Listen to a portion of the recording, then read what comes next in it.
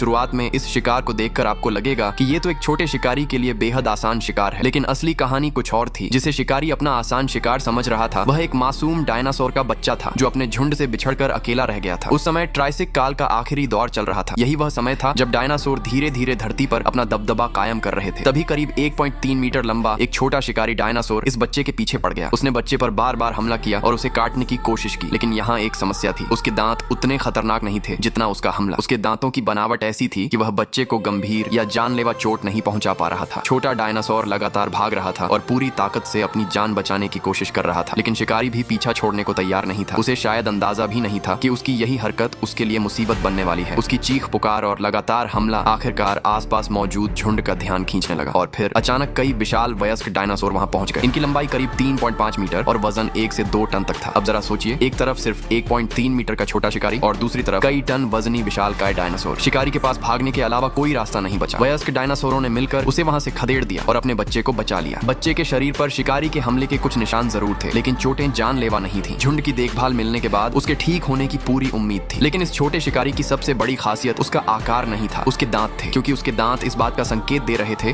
कि डायनासोरों की दुनिया में एक बड़ा बदलाव शुरू हो चुका था। कुछ डायनासोर धीरे धीरे मांस खाने से पौधे खाने की दिशा में बढ़ रहे थे और यही वजह है कि यह छोटा सा शिकारी डायनासोर विकास की एक बेहद महत्वपूर्ण कहानी का हिस्सा बन गया था।